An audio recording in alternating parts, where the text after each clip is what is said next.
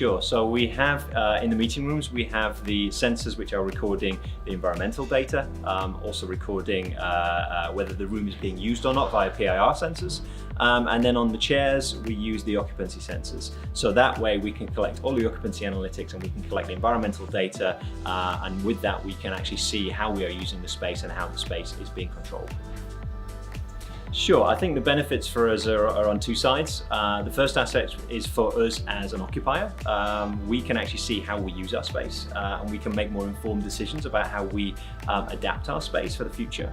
The second side of it is also when we're advising our clients, because now we can bring our clients into our space, we can show them the system, we can show them how it works with the platform and the analytics that has been collected from that platform. And we can actually talk to our clients who are very interested in these kind of systems as well.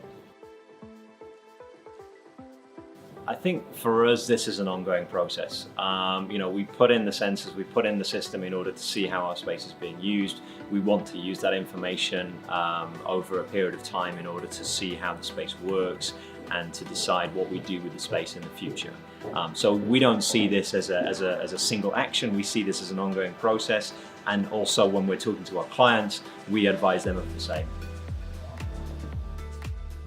Well, we did a bit of market research initially and we looked at different companies that were offering similar sort of services.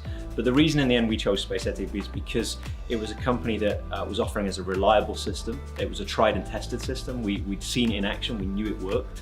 And for us that's very important because when we're also talking to our clients about this system and offering them such services, we need to work with a partner who has a system which really is going to work, because the data is key, the data is very important, and the reliability of that data for us is vital.